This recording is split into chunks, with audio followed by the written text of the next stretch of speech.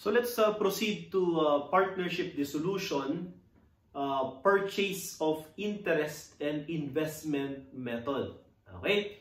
So for purchase of interest, take note class that there is merely transfer of capital from old partners to the new partner. Okay? So ibig sabihin class, okay, as regards the total contributed capital, as is pa rin. Okay, as is pa rin. As opposed to the investment method, okay, na kailangan mag-adjust yung total contributed capital because the amount invested by the new partner will be recorded, okay, or journalized in the book of the partnership. But for POI, okay, the amount of investment of the new partner will be personally, okay, received by the selling partner. Okay? So, wala po tayong tinatawag na partnership gain or loss dito sa selling na to. Because sa purchase of interest, it is no other than the partner or partners in the partnership who are selling. So, it's a personal gain on their part. So, mag-ingat kayo class sa tanong na gain or loss. Is it partnership gain or loss or partners gain or loss? So, let's proceed to POI. No? By solving problem letter C, okay? Al and Bert's capital is 600,000 and 480,000 respectively. Profit share ratio is 7:3 or 70-30. Jet directly purchased 1/3 interest by paying Alger 195 and Bert, okay, 250. So you have purchase of interest 1/3, no, by paying Al, okay, amounting to 195,000 and Bert amounting to 250,000. So dito class naka-specify kung magkano ang tinanggap nung selling partners. Okay?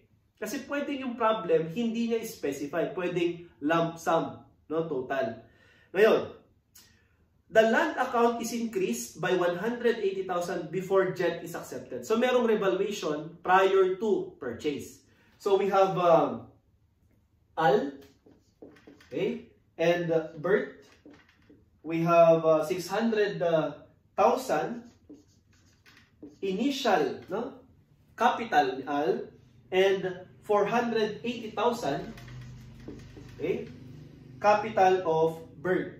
Ilagay mo dito si Jet na merong 1/3 interest, kaso nga lang initially wala pa, no? Kasi hindi pa po nakaka-transfer yung selling partners because there is still revaluation. At yung revaluation natin ay 180,000 na lang. So ilagay mo dito class, okay?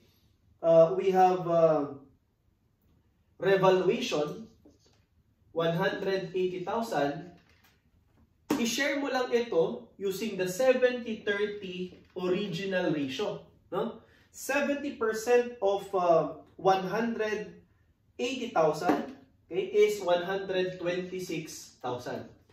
30% of 180,000, okay, is equivalent to 54,000. Again, wala pang share si Jet. So, entry mo dito class ay debit land amounting to 180,000. Debit Al capital amounting to 126,000. And you have Bert capital amounting to 54,000. Okay, revaluation yan. So, meron tayong tinatawag na adjusted capital before purchase. So we have adjusted capital before purchase, ACBP. For Al, we have 726,000.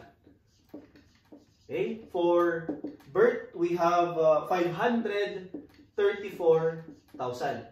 Siyempre, wala pa po itong kay Jet. This time, nag-purchase na siya. Kasi na-adjust na yung capital. So, we have here purchase of interest, which is 1/3.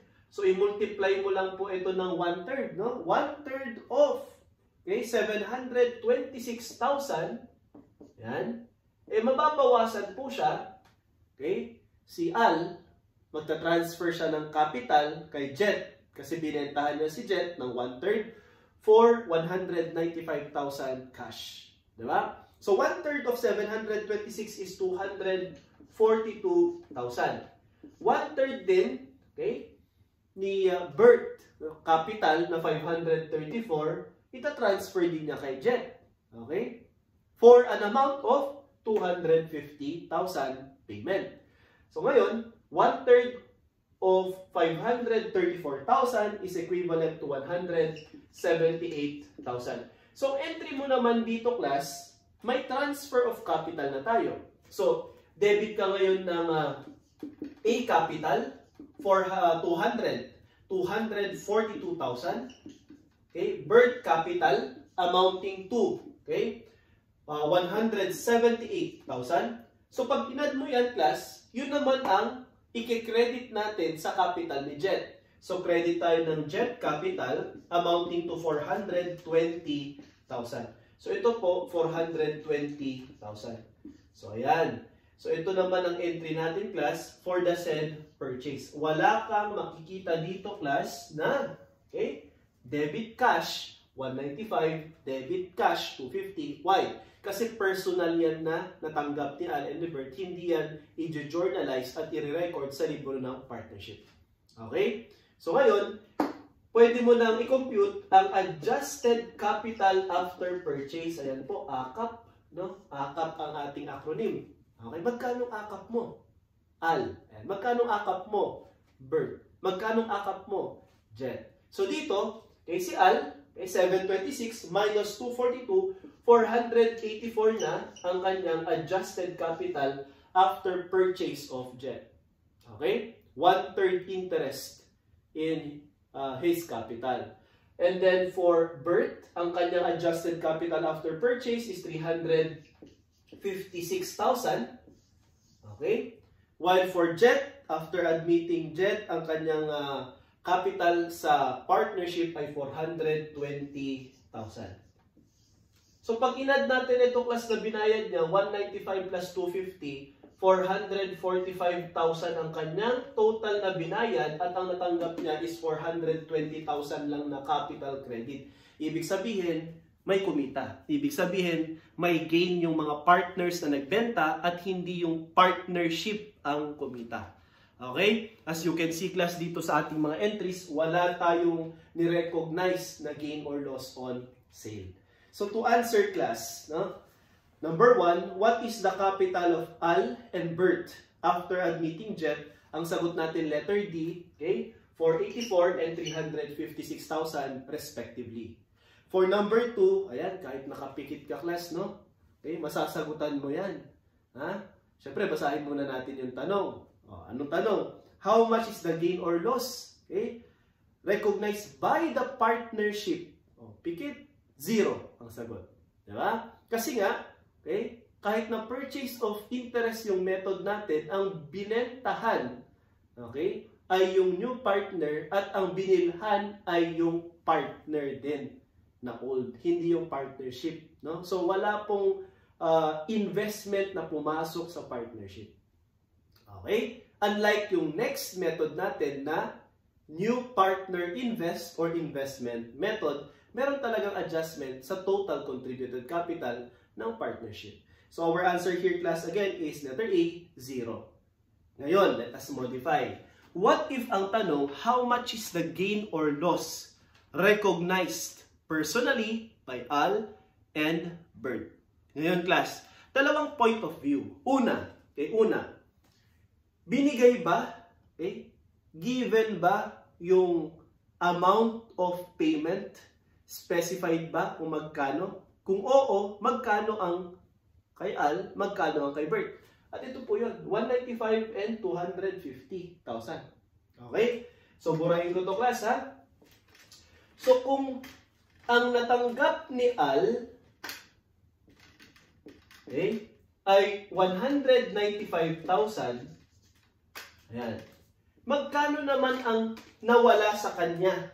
Diba? In terms of capital. Ito po yun, class, 242,000. So, itong na-receive niya, minus 242,000. Okay? Ito si Al, no? Ito yung kanyang received. Ito naman yung credited. Okay? Kay Jet. No? Capital credited kay Jet. Yung nawala naman sa kanya. So, it shows, class, na meron pong loss itong si Al amounting to how much? Ang kanyang loss ay 47,000. Si Bert naman, class, nakatanggap siya ng 250,000. Okay? Ito yung received niya. At ang na-credit naman kay Jet na 420, ang share na dyan ay ito po. 178 po ang nawala sa kanya. So, ang capital credited kay Jet is 178 from Bert. So, ngayon, 250,000 minus 178, siya po yung kumita na magkano? 72,000. Ayan po, class, ang gain or loss. Okay, lagay ko dito, class, personal. Okay, personal gain or loss if specified. Okay, if specified. Eh, sir, paano kapag hindi given yung amount specifically? Paano hindi given specifically? Wala itong 195, wala itong 250. Ang binigay lang ay yung 445. Yung total ang ibinigay. Example, okay? Jet purchased 1/3 interest in the partnership by paying 445,000. Okay? So kung ganyan, class, no? This is scenario number 1. Okay? Given po, no, yung mga payment. Scenario number 2 naman, okay, hindi given. Okay? Specifically, or it's not specified. Kung hindi, naka-total lang. So, gagawin mo, class, okay, magkano yung payment made by Jet, okay, 445,000. Minus yung kanyang capital credited, yung na-credit sa kanya.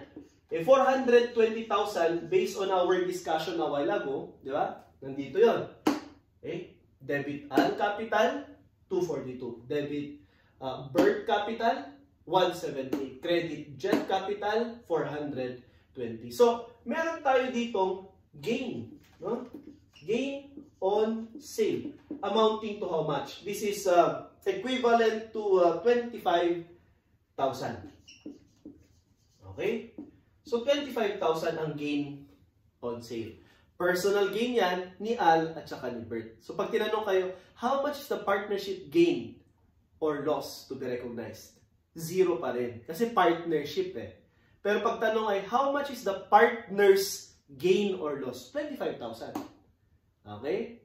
Pero baka ang tanongin, mas specific. Magkano dito sa 25,000 ang kay Al at magkano naman ang kay Bert? Okay, so ganyan, class, no? So, gagawin mo na, class, kapag ganyan, gamitan mo ng PNL. Okay? As a rule, PNL po ang gagamitin. 70%, okay? And 30%. Okay? 70-30. So, 70% of 25,000 ay 17,500 for Al, and 30% of 25,000 is 7,500 for Bert. Okay? So, pag tinanong how much is the personal gain of Al, at total yan, tapos silent pa kung ano ang basis sa pag-share, PNL po ang number 1 na i-apply. 70%, 75%, 30%, 75%. As you can see, yung loss ni Al na 47,000, kung specified, may gain pala siya na 75. Okay? Yung gain ni Bert na 72, kapag specified, mas mababa palang gain niya, 75 lang kapag PNL. What is the exception? Okay? So, pag silent, total, and then PNL. Exception to that, class, ay kung specified na using the capital credited account or amount of capital credited to the new partner. So pag ganyan class, o kaya naman sabihin doon, okay, using equity. Yan, equity credited. So pag ganyan, gagamitin mo ngayon yung ratio nung na-credit. Okay? So, number 1, P&L. Number 2, baka equitable sharing or equity credited. So, ang na-credit kay Jet ay 420, portion yan galing kay Al, 242. Na-credit kay Jet, 420, portion yan galing kay Bert, 170. So, kapag ganyan class, okay, kailangan mo nang mag-compute ng ratio and proportion. Ayan. At dito, pinakita natin kung silent, P&L. Pero kapag exception dyan at in-specify na equity credited, i-add mo lang 242 plus 178, then create a ratio. Anong ibig sabihin nun? Burahin ko to class ha? Okay, burahin ko na to. So pag magko-compute ngayon kayo, okay, kasi hindi specified, kunyari, no? Ang exception natin dito, number 2, ay based on equity or capital credited. Okay? So, 420 yan. Okay? Kay Al, we have here 242 over 420,000. Multiply this by 25,000 na gain. O, yan ang gain. Share ni Al. Kay Bert naman, we have 178,000 over 420,000. Multiply this by 25,000 na share naman or total gain or loss dun sa selling nila. So, ito yung share naman niya. Okay, pero class, dito muna tayo sa number 1. Exception lang yung number 2. Okay, so that's for problem letter C. Now, let's proceed to problem letter D. Miriam and Mar capital is 600,000 and 900,000 respectively. Profit share ratio is 40:60. And Jojo invested 500,000 for a 30% in the partnership. So class, dito naman, okay, illustrate natin ang tinatawag nating investment method or NPI. Okay, NPI. So NPI. The new partner invest or the investment method. Okay. Ang format natin class ganito lang, no? I-plot mo lang ang TCC, Total Contributed Capital, TAC, Total Agreed Capital, and debit or credit. Ayan. Okay, this is not new to you, no? Na-discuss natin to sa concepts. I-apply natin ngayon dito sa problem. Okay?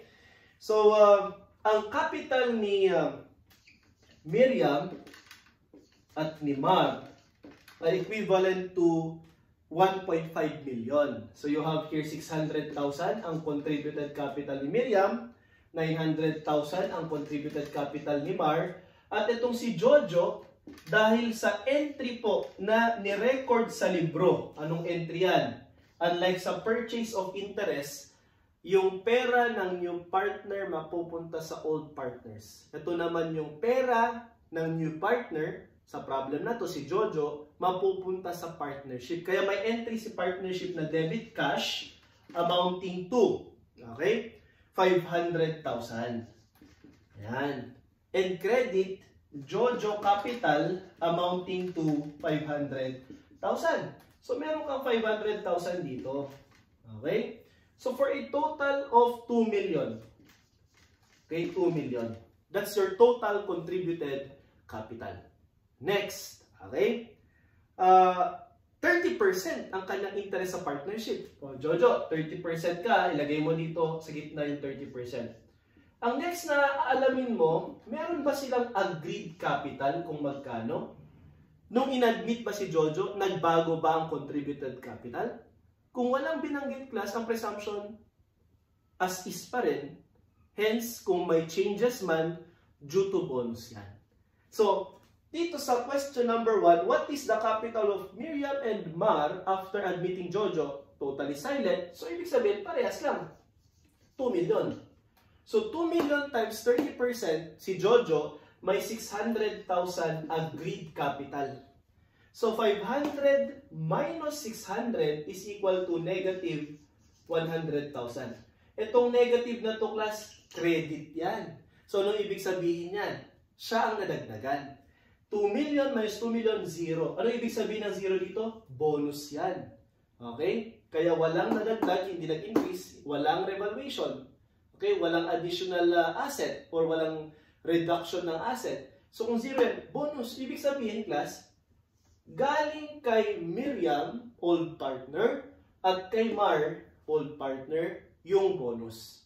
So ito ang entry mo, okay? Credit ka dito ng Jojo capital amounting to 100,000.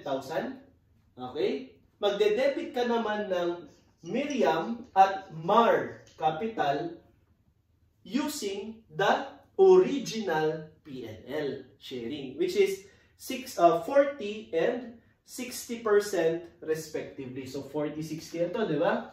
So 40,000 ang kay Miriam, share niya doon sa bonus from Miriam to Jojo. And then 60,000 naman from Mar to Jojo. Yan. So dito, debit naman. Ito po, no, dinebit natin. Okay? So step 1, okay, i-plot mo muna to. Step 2, punta ka dito. Step 3, akyat tayo. And then step 4, ito na. At ito po ang usually natatanungin dyan. Magkano ang adjusted capital ng old or original partners? So, 40 positive, debited. 60 positive, debited. Para may positive 40 ka dito, mula sa 600, dapat ang adjusted capital mo ay 560,000 Miriam. Okay? And Mar, para may 60,000 ka ditong adjustment, okay? From 900, meron ka namang 840,000 na adjusted capital. At pwede mong i-check, i-add mo po yung tatlo, 560 plus 840 plus 600, yan po ay equivalent sa 2 million. Kaya ang magiging sagot natin, class, for question number 1, what is the capital of Miriam and Mar after admitting Jojo? Okay? At meron pong bonus kay Jojo na 100,000. We have letter A, 560,000 and 840,000 respectively. Now, for question number 2, ito, binago ng agreed capital. What is the capital of Mar and Miriam after admitting Jojo if the agreed capital amounted to 2,500,000? So, dito, class, no? Burahin ko to. Okay? From 2 million, ang agreed capital na ay 2.5 million. Okay? Still, 30% ang kay Jojo. Okay? So, 2,500,000. It shows, class, na meron tayo ditong negative 500,000. So, hindi po ito bonus. Ibig sabihin, meron pong revaluation. Okay? So, nadagdagan yung asset. Ayan. Ngayon, meron tayong adjustment sa mga partners. At ang sabi sa problem, class, okay, what is the capital of Mar and Miriam after admitting Jojo? So, i-multiply mo to, 2.5 billion times 30%. So, 750,000 na ang capital ni Jojo. Okay? Obviously, hindi yun yung tinanong sa problem. Okay? Iniwasan kasi ganyan lang po kasimple. I-multiply mo lang yung agreed, okay, interest rate niya or yung sharing niya, P&L niya, sa agreed capital na total. So, 500 minus 750, meron kang 250,000 dito. Para may 500,000 ka ditong negative, dapat meron ka pang additional open close parenthesis dito na share sa revaluation. So, 500 minus 250, ang natitira po ay 250 at paghahatian nila 40% and 60% respectively. So, 40% of 250,000 we have how much? We have 100,000. Yan. And then 60% of 250,000, we have 150,000. Okay? So ito po ay revaluation, kaya ang entry mo dito class, no, ay debit asset amounting to 500,000, credit Miriam, okay, capital, credit Mar capital, and credit Jojo capital amounting to 100,000, 150,000, and 250,000. So pagka hindi ito zero, revaluation ang dahilan. So ngayon, akyat tayo papunta dito sa number 4. Ito normally ang tatanungin. Yan. So para meron kang negative 100 mula sa 600, nabawasan ka ng 700,000. So 600 minus 700, negative 100. Okay? Pero technically, ang nangyari sa iyong capital, Miriam, ay added or nadagdagan. Okay? For Mar, from 900 para maging negative 150 ito, okay? Nadagdagan siya ng 150, kaya 1,050,000 ang kanyang adjusted capital. So normally class, ito po ang tatanungin dyan. Kaya ang sagot natin for number 2, letter B, 700,000 and 1,050,000. Okay, so that's for problem letter D. Okay, so for problem letter E, Rex, Wency, and Yan are partners with capital balances of 448,000, 1,560, okay, 1,000,000 I should say, 560,000, and 680,000 respectively. Sharing profit and losses of 6:4:2. Mag-ingat dyan class ha. 6 plus 4 plus 2, 12 po yan. So mag-create ka or mag-compute ka ng new P&L, diba? 6 over 12, so 50%. 4 over 12, 33.33. 2 over 12, you have 16.67 or 666%. Okay? Rayo is admitted, okay, as a new partner bringing with him expertise. Ayan, pag Rayo class, expert, diba? Expertise.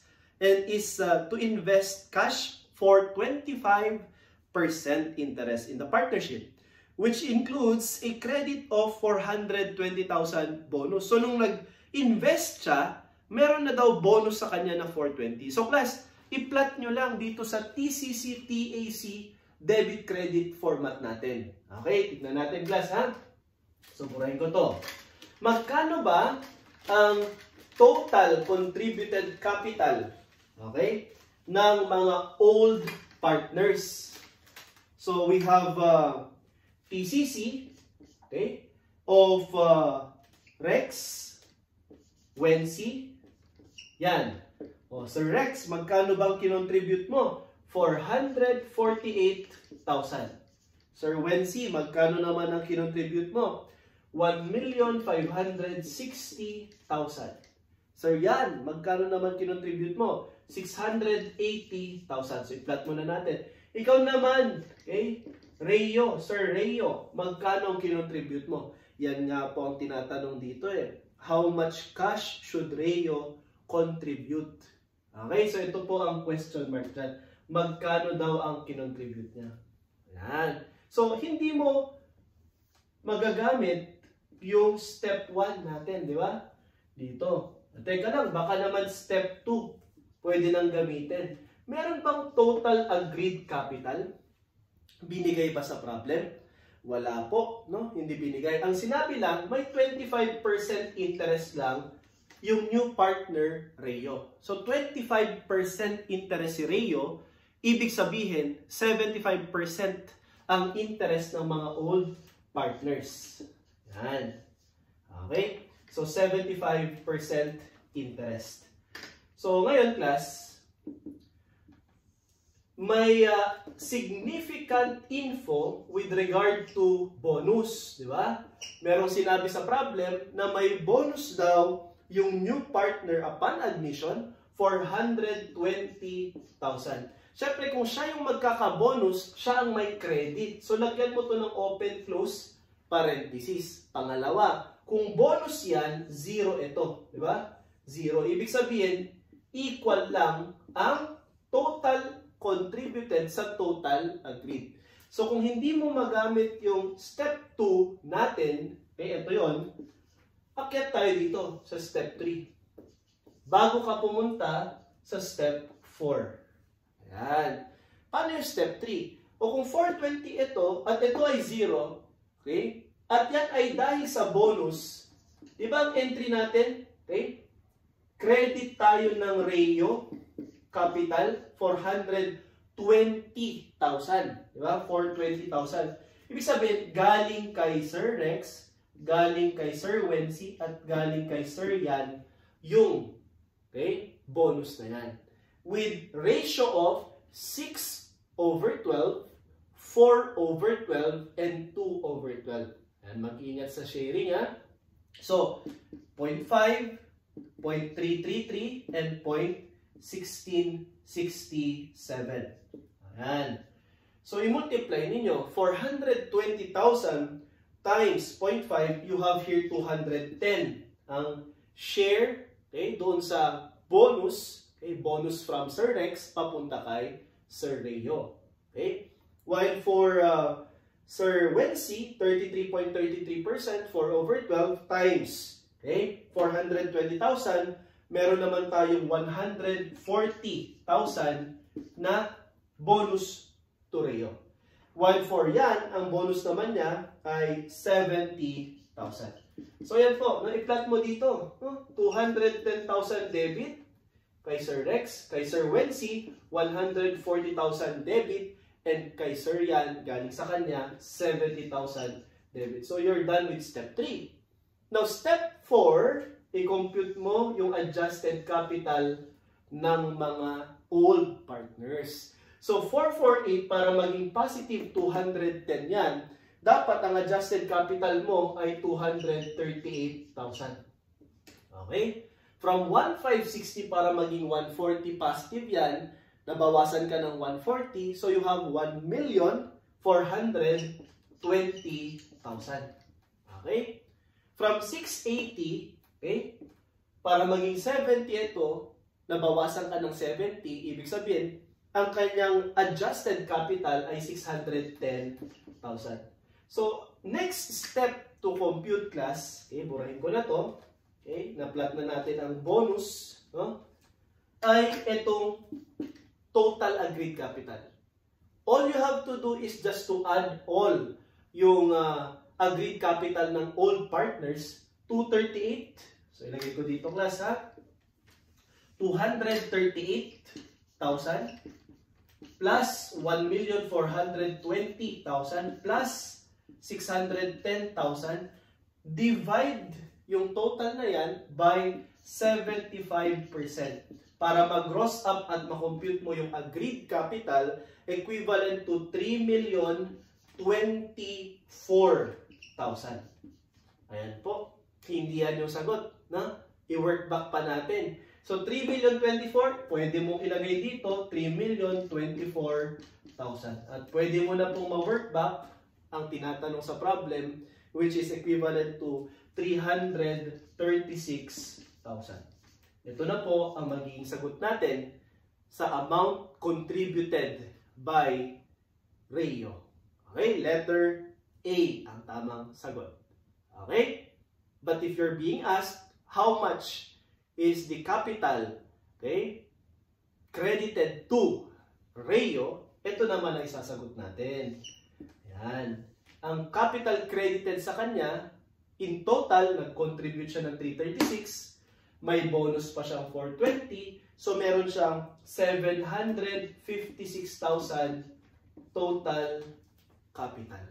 Okay? So, with this, we end our discussion with respect to partnership dissolution.